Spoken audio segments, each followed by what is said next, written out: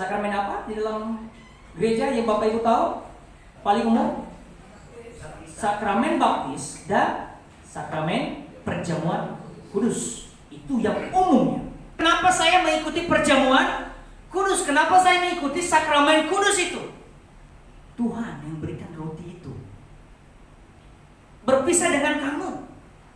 Pastikan diri saya dan saudara memiliki kerinduan untuk pemulihan. Standar adalah firman Tuhan. Allah yang sebenarnya itu dia ada di tahta yang maha tinggi.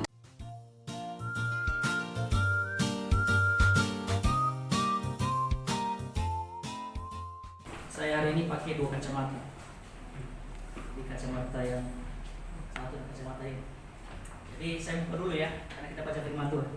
Kita buka Alkitab kita di dalam kitab Yohanes pasal 6.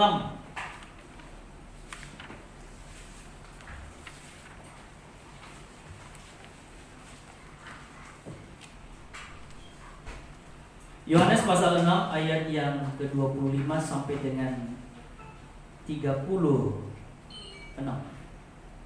Yohanes pasal 6 ayat 25 sampai dengan 36.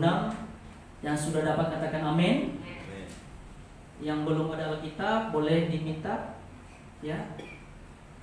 Atau ya mungkin nanti dibantu di depan. Baiknya nanti kalau Bapak Ibu Alkitab sudah disiapin di meja di bawah ya Bu? Ada ya? Nanti boleh diambil di bawahnya Alkitabnya ya, supaya kita masing-masing juga bisa baca firman Tuhan. Ya, kita baca ayat 25 sampai 36. Saya baca ayat yang ganjil, Bapak Ibu baca ayat yang genap. Judul firman Tuhan atau tema atau perikop yang diberikan oleh Lembaga Alkitab Indonesia, Roti Hidup. Ketika orang banyak menemukan Yesus di seberang laut itu, mereka berkata kepadanya, "Rabi, bila mana engkau tiba di sini?" Yesus menjawab mereka, "Aku berkata kepadamu, sesungguhnya kamu mencari aku, bukan karena kamu telah melihat tanda-tanda, melainkan karena kamu telah makan roti itu dan kamu kenyang. Bekerjalah bukan untuk makan yang akan dapat binasa, melainkan untuk makanan yang bertahan sampai kepada hidup yang kekal, yang akan diberikan Anak Manusia kepadamu, sebab dialah yang disahkan oleh Bapa Allah dengan materainya." Lalu kata mereka kepadanya, "Apakah yang engkau buat?" Jawab Yesus kepada mereka, "Inilah pekerjaan yang dikehendaki Allah, yaitu hendaklah kamu percaya kepada Dia yang telah diutus Allah." Maka kata mereka kepadanya, "Tanda apa yang engkau buat supaya dapat kami melihatnya dan berkata kepadamu, pekerjaan apakah yang engkau lakukan?" "Nenek moyang kami telah makan mana di padang gurun, seperti ada tertulis, mereka diberinya makan roti dari surga." Maka kata Yesus kepada mereka, "Aku berkata kepadamu, sesungguhnya bukan manusia yang memberikan kamu roti dari surga, melainkan Bapa-Ku yang memberikan kamu roti yang benar dari surga. Karena roti yang dari Allah ialah roti yang turun dari surga dan yang memberi hidup kepada dunia." Maka kata mereka kepadanya, "Tuhan, berikanlah kami roti itu senantiasa." Kata Yesus kepada mereka, "Akulah roti hidup. Barang siapa datang kepadaku, ia tidak akan lapar lagi, dan barang siapa percaya kepadaku, ia tidak akan haus lagi." Ayat 36 sama-sama. "Tetapi aku telah berkata kepadamu, sungguh pun kamu telah melihat aku, kamu tidak percaya." Bapak Ibu yang dikasihi oleh Tuhan, dalam kesempatan ini saya mencoba membagikan satu kebenaran firman Tuhan kepada Bapak Ibu. Bagaimana kita bisa mengerti sesungguhnya Allah yang kita percaya, Allah yang kita kenal di dalam nama Yesus.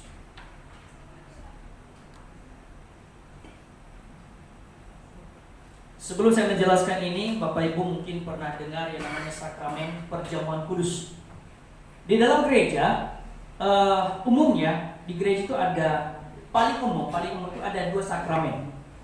Ya. Sakramen apa di dalam gereja yang Bapak Ibu tahu? Paling umum sakramen baptis dan sakramen perjamuan kudus. Itu yang umumnya. Kalau di gereja tua, baptis itu disamakan seperti percik. Ya. Kalau di gereja masa kini, baptisan itu berasal diambil dari kata bahasa Yunani, baptizo, itu ditenggelamkan. Ada juga istilah dipercikan. Nah, itulah kita kembali kepada sejarah itu. Nah, kita melihat hari ini tentang bagaimana itu sakramen kudus. Ya, kata sakramen itu berasal dari bahasa Latin, yaitu sacramentum. Sakramen itu berhubungan dengan kudus. Sakral, kudus, dipisahkan, dikhususkan. Jadi Bapak Ibu yang ada dalam ruang ini, setiap 1 kali sebulan kita mengikuti perjamuan kudus, berarti kita dikhususkan untuk mengalami Tuhan. Kita dikhususkan untuk mengalami bagaimana penderitaan Kristus. Kita dipisahkan dari segala dosa. Kita dipisahkan dari segala perbuatan yang jahat. Pertanyaannya, apakah ketika kita menerima perjamuan kudus, apakah kita sudah tidak bisa berbuat dosa lagi?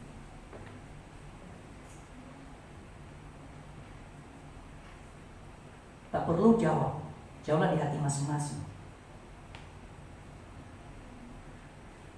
Setelah kita menerima perjamuan kudus, apakah kita sudah tidak bisa berbuat dosa lagi?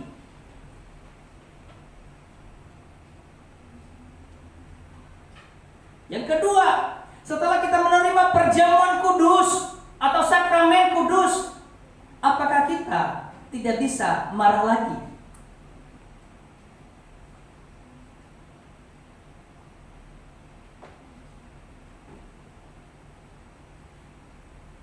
Di dalam tradisi orang Yahudi, atau lebih kepada tradisi gereja masa kini, sakramen ini berbicara tentang apa? Melambangkan kehadiran Kristus di dalam kehidupan kita. Lambang kehadiran Kristus. Kalau Luther berkata bahwa kalau kita mengikuti perjamuan kudus, meminum anggur dan makan roti, ya, itu berbicara tentang apa? Bahwa dia hadir pada dalam atau keadaan. Jadi begini, ketika kita mengambil roti dan cawan, menurut ketika kita mengambil roti dan cawan itu, dia hadir di situ, dia ada di dalam itu, dan kita imani bahwa ketika kita makan roti dan minum itu, kita setelah bersekutu di dalam penderitaan itu. Kalau menurut Calvin berkata begini, kalau kita mengikuti perjamuan kudus bukan bicara masalah lahiriahnya, tetapi kehadiran Kristus berbicara tentang kerohanian, non fisik. Jadi jangan kita berpikir kita mengikuti bahwa ini tubuh Kristus benaran, tetapi menurut Calvin itu hanya lambang, mengingatkan saya dan saudara bahwa Yesus telah mati di kayu salib, darahnya telah tercucurkan untuk saya dan saudara. Oke, terlepas daripada itu, satu kesimpulan daripada perjamuan kudus atau sakramen kudus itulah membuat kita mengingat kembali bagaimana Yesus menderita di kayu salib.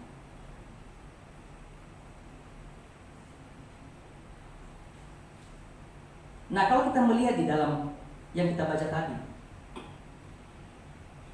kita kembali ke Yohanes pasal 6. Yohanes pasal 6 ayat 25 sampai dengan 34 ini, kalau saya ambil satu tema hari ini tentang roti hidup. Ya, roti hidup. Kita melihat sejarah Israel, ya. Bagaimana ketika mereka diberi makan dan diberi minum, ya, diturunkan apa? Roti dan burung. Bagaimana Allah menyertai bangsa Israel. Nah, ini berbicara tentang apa? Ini berbicara kebutuhan secara jasmani. Dan banyak orang Yahudi yang menanyakan itu kepada Yesus di zaman itu. Karena mereka taunya roti ya roti buat kenyang.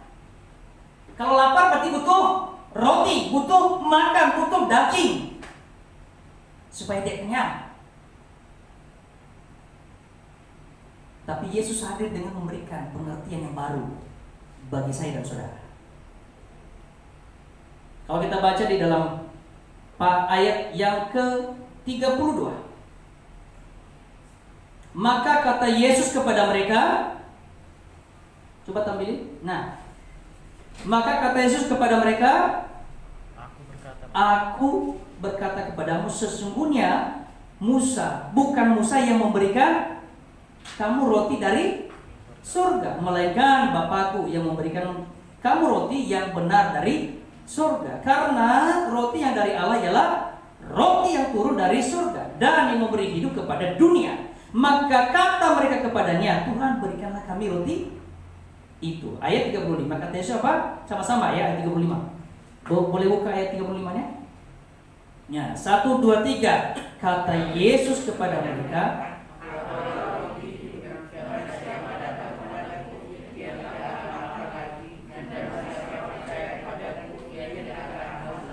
oke.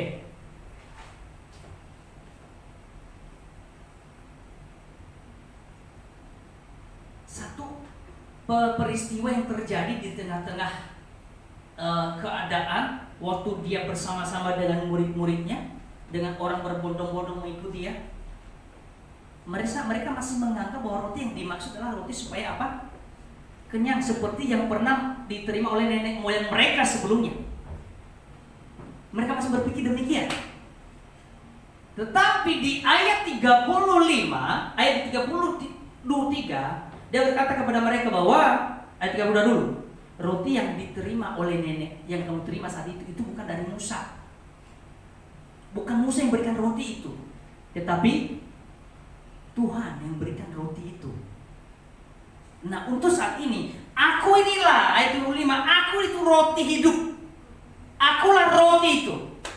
Kalau kamu makan roti itu, berarti kamu tidak lapar lagi. Kalau kamu percaya kepada aku, maka kamu tidak akan haus lagi. Pertanyaannya, seberapa jauh saya dan saudara percaya bahwa Yesus yang mati di kayu salib itu, dialah sesungguhnya roti hidup itu. Untuk bersekutu di dalam tubuh dan darah Yesus itu tidak mudah. Nanti saya akan sampaikan 4 hal. Bagaimana kita bisa mengikuti perjamuan kudus? Bagaimana kita bisa bersekutu dalam tubuh dan darah Yesus? Ada 4 hal yang saya sampaikan. Nah, coba di saat-saat ini, Bapak Ibu, pernahkah berpikir, pernahkah mengoreksi diri bahwa apa betul saya telah menerima tubuh dan darah Yesus itu? Apakah masih berpikir seperti orang-orang Yahudi, murid-murid Yesus saat itu, masih berpikir bahwa roti yang sesungguhnya, roti supaya dia kenyang? Sebentar kita terima tubuh dan darah Yesus nanti melalui perjamuan kudus. Dan sebelum kita terima itu, kita harus mengerti 4 hal. Ya, coba Bapak Ibu buka di dalam kitab 1 Korintus pasal 11 ayat 28. 1 Korintus pasal 11 ayat 28.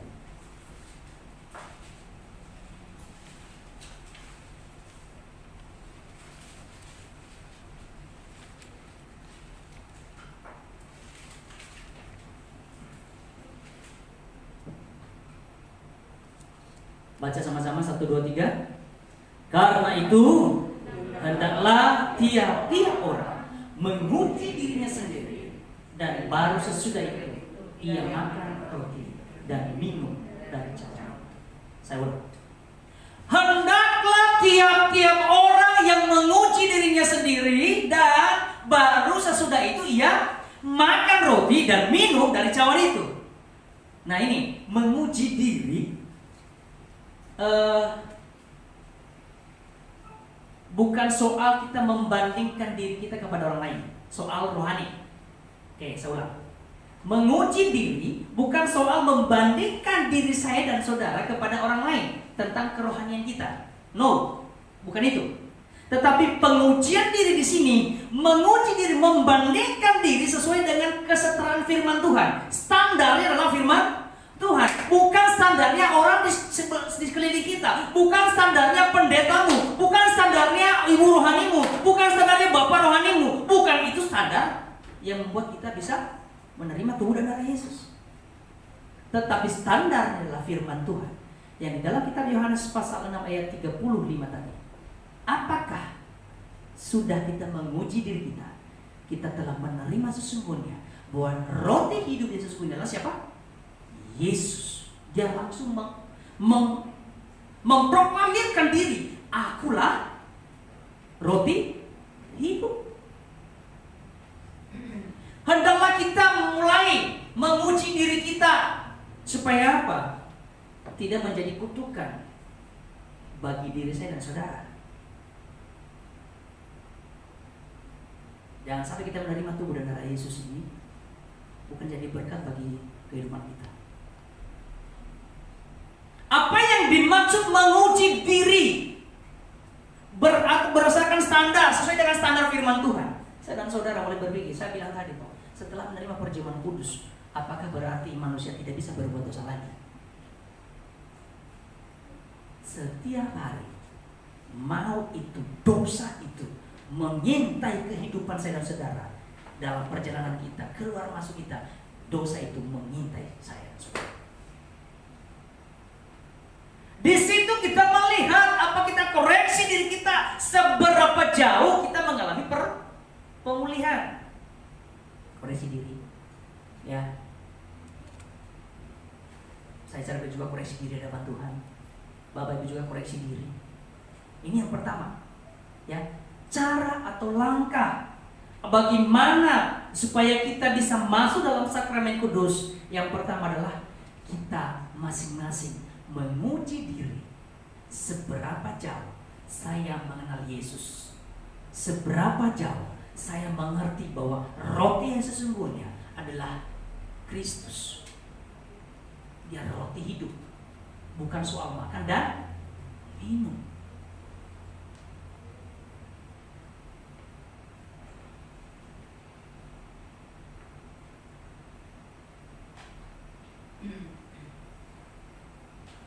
Sebelum saya terlalu jauh dalam pelayanan, saya dulu tuh sering membandingkan diri saya dengan orang yang lebih rohani.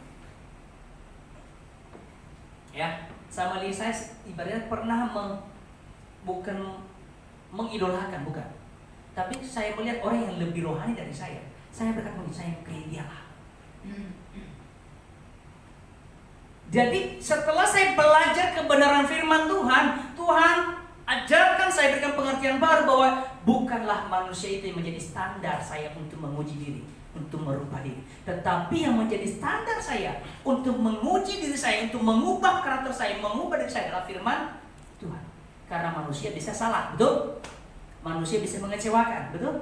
Suatu saat orang yang kita idolakan, orang yang kita rasa bahwa dia orang yang panutan kita, dia berbuat salah, kita kecewa. Tapi Allah tidak pernah mengecewakan. Kalau kita menjadikan firman Tuhan, ya, kita jadikan firman Tuhan sebagai standar kita untuk menguji diri. Dan saya percaya Bapak Ibu tidak akan pernah kecewa. Karena kenapa? Allah sendiri tidak pernah mengecewakan saya dan saudara. Katakan amin. Garis bawah yang ini, untuk menguji diri, saya tidak jadikan standar saya orang yang saya kenal, manusia, orang yang saya anggap lebih rohani dari saya. Dia bukan standar, tetapi standar kebenaran firman Allah. Bagaimana saya mengerti roti hidup yang sesungguhnya. Dialah Yesus yang mati di kayu salib itu. Makanya banyak orang banyak kecewa. Banyak orang Kristen masa kini kecewa, nggak mau lagi percaya kepada Tuhan. Karena kenapa? Dia jadiin standar perubahan hidupnya orang yang dia rasa lebih rohani daripada dia.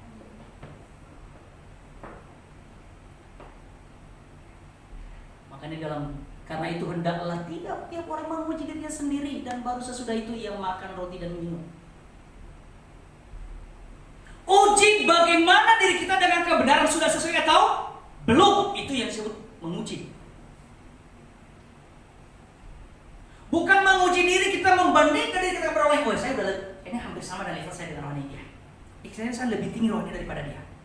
Tidak demikian. Saya oleh karena itu saya boleh katakan kepada semua jemaat yang ada di tempat ini, dalam ruang ini, Bapak Ibu, orang-orang yang luar biasa, jangan pernah merasa bahwa rohani saya masih kecil. Betul? Ya, jangan kita melihat orang lain kita, aduh ini saya agak sedikit minder dari dia. Jangan. Kita sama dengan Tuhan. Jadikan firman Tuhan ini sebagai standar pengujian seberapa jauh kita dalam Tuhan. Banyak kok.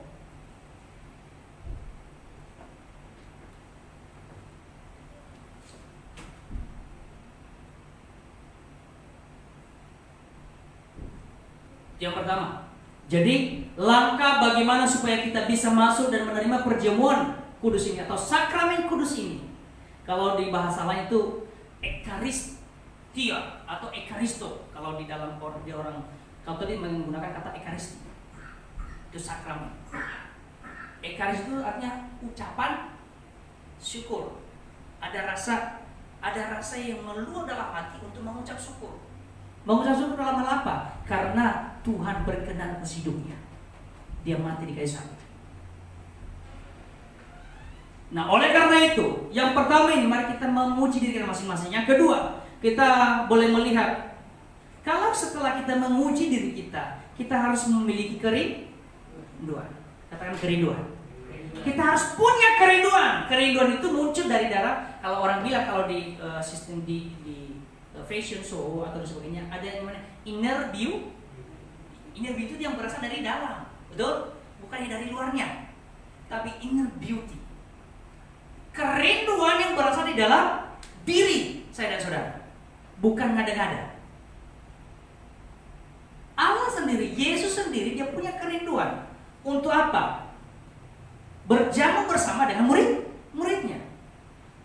Masa iya kita tidak memiliki kerinduan untuk menerima Ekaristi atau sakramen kudus ini?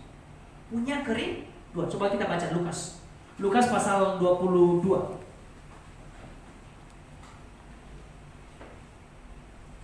Lukas 22 ayat yang ke-15 sampai 16.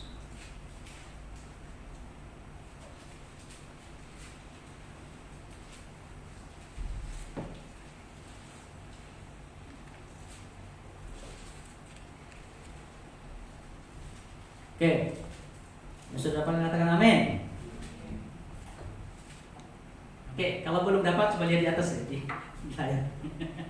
Oke, baca sama-sama 1, 2, 3. Katanya kepada mereka, aku sangat rindu makan Paskah ini bersama-sama dengan kamu sebelum aku menderita. Ayat 16-nya, sebab aku berkata kepadamu, aku tidak akan memakannya lagi sampai ia beroleh kegenapannya. Yesus sendiri sebagai manusia saat itu, dia memiliki kerinduan untuk apa? Bersekutu bersama. Saya ulang, dia bersekutu bersama dengan murid-muridnya, bukan soal makan dan minum, tetapi kerinduan ini mengajarkan saya dan saudara. Dia ini sedang menjelaskan kepada siapa? Kepada murid-muridnya, memberikan isyarat kepada murid bahwa aku akan segera aku akan segera berpisah dengan kamu. Dia punya kerinduan. Saya dan saudara harusnya memiliki kerinduan lebih-lebih. Kenapa? Kenapa kita harus memiliki kerinduan? Karena dia yang tidak mengenal dosa menjadi dibuat berdosa. Oleh siapa? Oleh saya. Betul? Oleh saudara. Oleh Bapak Ibu. Jadi Allah meminta, Allah menghendaki kerinduan kita lebih, yang timbul dari dalam hati, bukan karena paksa.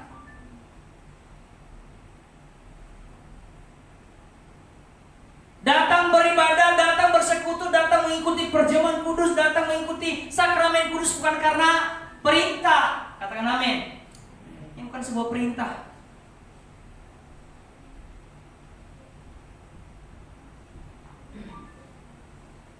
Ini keharusan. No. Tapi karena kerinduan. Maka dalam firman Tuhan nanti, barang siapa yang merasa belum layak menerima, janganlah dia menerima perjamuan itu. Sebelum dia merasa belum layak. Tapi saudara-saudara dalam ruangan ini, ketika kita pergi kerinduan datang, untuk bisa datang bersekutu dalam Tuhan, maka sesungguhnya dia layakkan saya dan saudara.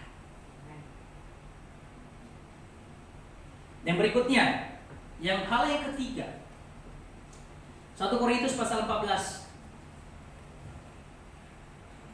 Ya, ini jangan juga hanya sekedar memiliki kerinduan. Tidak hanya sekedar memiliki kemauan, aduh saya rindu ikuti perjamuan kudus, saya rindu ikut sakramen. Tapi ada hal bagian yang kita ambil, yaitu apa? Kita harus memiliki pengertian. Ya. 1 Korintus pasal 14 ayat 15.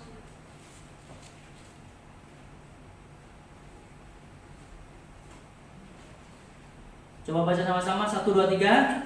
Jadi, apakah yang harus kubuat? Aku akan berdoa dengan roh, tetapi aku akan berdoa juga dengan hatiku. Aku akan menyanyi dengan memuji dengan roh, tetapi aku akan menyanyi dengan memuji juga dengan akal budiku. Kita menyembah Tuhan, kita berdoa kepada Tuhan, kita juga harus menggunakan apa? Akal budi, pengertian. Doa yang kita sampaikan, doa yang kita ucapkan, kita harus mengerti apa maksud doa kita. Ya, Paulus berkata demikian, kalau aku berdoa dengan rohku, aku juga berdoa dengan akal budiku. Jadi kita harus memiliki pengertian yang benar. Harus paham benar kenapa saya mengikuti perjamuan kudus, kenapa saya mengikuti sakramen kudus itu.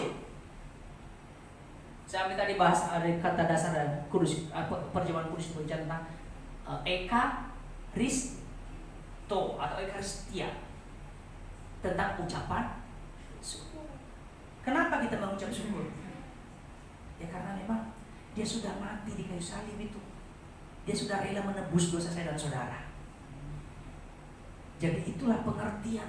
Kita harus memiliki pengertian dulu deh. Bukan hanya sekedar makan roti dan minum anggur, no.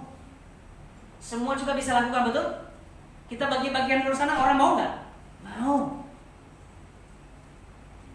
Tapi saya dan saudara, Bapak Ibu yang ada di dalam ruang ini, jemaat Tuhan, miliki pengertian bahwa aku harus berdoa bukan hanya dengan rohku saja, bukan hanya rohmu ya Tuhan, tetapi aku berdoa dengan akal budiku.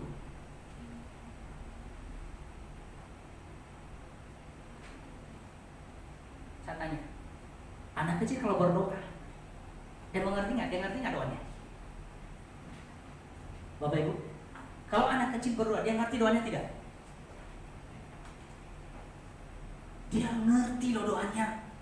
Dia paham loh doanya. Kita yang gak ngerti, tapi dia ngerti apa yang dia doain. Paham? Jadi artinya begini, kalau kita berdoa, sekalipun orang lain tidak mengerti, kita harus mengerti dulu apa yang kita doakan. Betul? Kalau kita memuji Tuhan, kita harus mengerti dulu apa yang kita puji.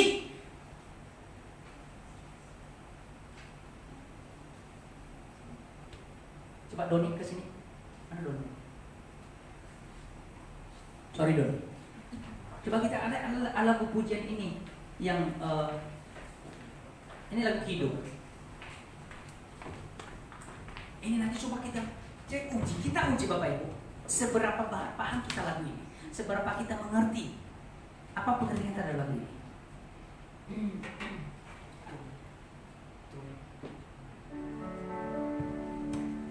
Bila topan keras melanda hidupku, bila putus asa dan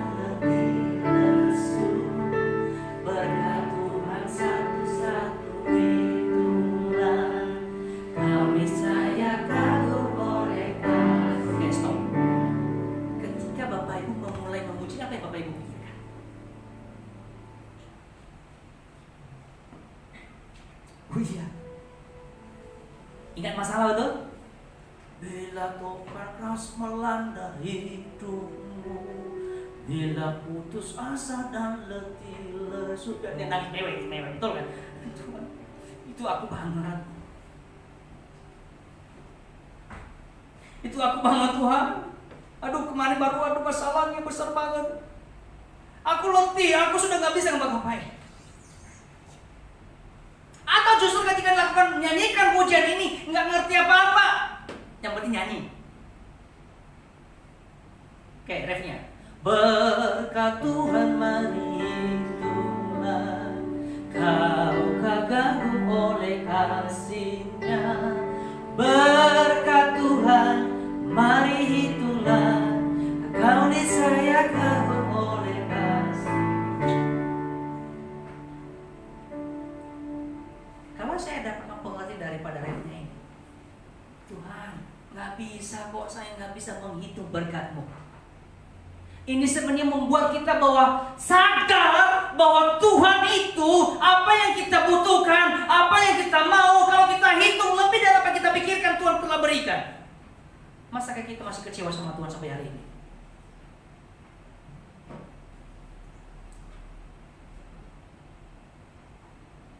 Kalau ada topan keras melanda hidupmu, melanda hidup saya, melanda hidup kita, katakan kepada Tuhan, berkat Tuhan sungguh luar biasa, saya tidak bisa hitung. Itu pengertian. Ya Tuhan, berkat Tuhan, Tuhan ada berkatnya, Tuhan bagaimana saya hitungnya?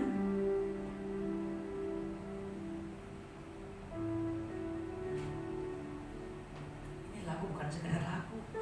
Jadi makanya kalau kita memuji Tuhan, bukan hanya memuji Tuhan dengannya rohnya saja, tetapi kita harus memiliki akal budi, pengertian yang benar terhadap apa yang kita lakukan. Coba lakukan pujian. Bila topan keras melanda hidupmu, bila putus asa dan letih lesu, Tuhan satu-satunya, kau kagum oleh kasih. Karena berkat Tuhan, berkat Tuhan mari hitunglah, kau kagum oleh kasih-Nya. Berkat Tuhan mari hitunglah, kau niscaya kagum oleh kasih-Nya. Ini kalau saya nyanyikan lagu ini loh, saya nggak kayak sampai ke minggu kemarin ya. Lagu kita baru bau betul?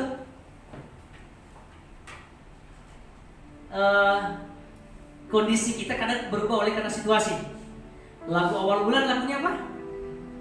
Terima sukacita surga, itulah kekuatan bagi jiwa. Akhir bulan lagunya apa kemarin?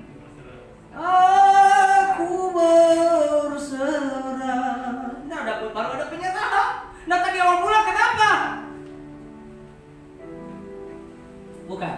Tapi kalau ini menyadarkan saya dan saudara, kalau kita menghitung berkat Tuhan, itu juga menyadarkan saya dan saudara bahwa Allah yang sebenarnya itu Dia ada di tahta yang maha tinggi.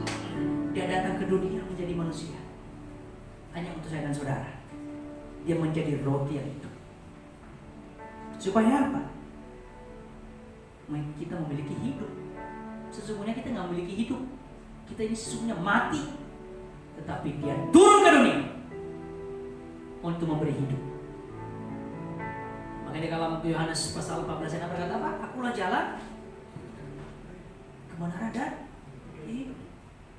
Tidak ada sesuatu yang datang kepada Bapa kalau tidak melalui aku. Nah ini juga pengertian, harus memiliki pengertian. Kalau dia jalan, apa yang harus kita lakukan? Berjalan bersama Yesusnya nggak ada. Mungkin saat itu murid-muridnya masih bisa bersama dengan Dia. Bagaimana kita berjalan dengan Yesus? Kita berjalan sesuai dengan kebenaran firman Tuhan. Makanya saya bilang tadi bahwa standar kehidupan kita bukan orang atau pendeta atau orang yang lebih rohani, bapak rohani kita, ibu rohani kita, tetapi yang standar hidup kita adalah firman Tuhan. Dialah jalan. Kalau kita tidak bisa mengikuti kebenaran firman Tuhan, niscaya kita akan melihat kemuliaan Tuhan. Hal yang berikutnya, yang keempat, tapi nomor 3 memiliki pengertian. Yang keempat, coba 1 Korintus pasal 5 ayat 7.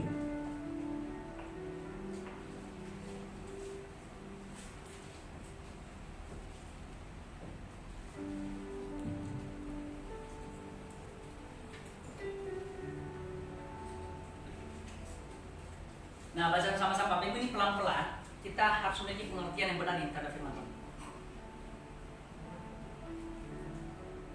1, 2, 3. Buanglah ragi yang lama itu, supaya kamu menjadi adonan yang baru. Sebab kamu memang tidak beragi. Sebab anak domba Paskah kita juga telah disembelih, yaitu Kristus. Tahu fungsi ragi? Siapa yang pernah bikin di sini tape di sini? Ada yang pernah? Dulu waktu masa SMA saya itu pernah bikin tape dan menggunakan bahannya itu salah satunya ubi kayu sama ragi. Ragi membuat apa? Supaya apa?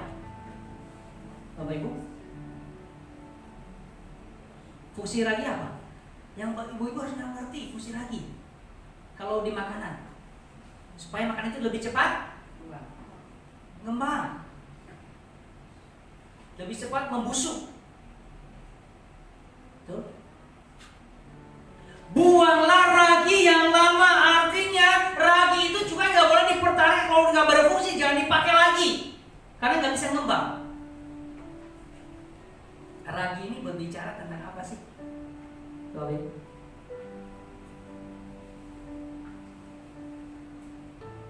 Ini ragi ini berbicara tentang kehidupan kita. Kalau dia berkata begini, supaya apa? Kamu menjadi adonan yang baru. Kalau masih ada ragi yang lama campur dengan adonan baru, maka dipastikan adonan itu tidak akan kembang. Hancur adonannya. Betul? Buanglah. Di nomor 4 ini saya berkata begini. Kalau memang kita benar-benar datang menerima sakramen, pastikan diri saya dan saudara memiliki kerinduan untuk pemulihan. Katakan pemulihan. Pemulihan dalam hal apa? Banyak. Pemulihan hubungan antara sesama, antara anak dengan orang tua, antara suami istri. Itu ragi lama. Buang ragi lama. Supaya apa? Ada pemulihan. Antara menantu dengan mertua, buang ragi itu supaya apa? Adonan dalam keluarga itu menjadi adonan yang baru.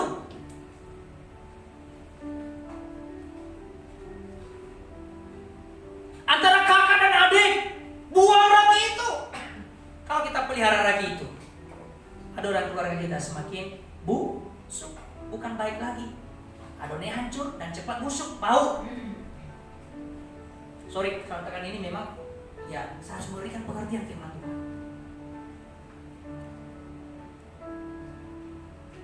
Bapak Ibu, kita komitmen hari ini, Tuhan, kalau masih ada ragi-ragi lama dalam hidup saya, yang tersembunyi dalam hidup saya, benak saya, hati saya, daging saya, pikiran saya mau minta hari ini, tolong saya melepaskan itu. Saya mau menjadi adonan yang baru. Karena kita sudah tidak beragi lagi. Kenapa? Karena Yesus telah disembelih, betul? Kalau kita masih memelihara ragi kita, nggak berfungsi pengorbanan Yesus ini dalam hidup saya dan Anda. Masih memelihara ego kita, masih memelihara kemampuan kita, masih memelihara tidak mau membuat segala sesuatu yang tidak benar dalam hidup kita, kita tidak menerima. Tidak ada fungsinya Paskah anak domba ini. Tetapi kalau kita telah membuah ragi itu, kita telah menerima Paskah anak domba ini. Yesus disembelih. Domba itu, domba yang hidup itu disembelih buat saya dan saudara. Sehingga adonan saya, adonan Bapak Ibu, adonan keluarga Bapak Ibu menjadi baru. Amin. Yang keempat ini, ayo miliki perubahan, kerinduan untuk mengalami perubahan. Tetapi ada syaratnya, harus ada kasih. Katakan kasih. Kalau nggak ada kasih nggak bisa.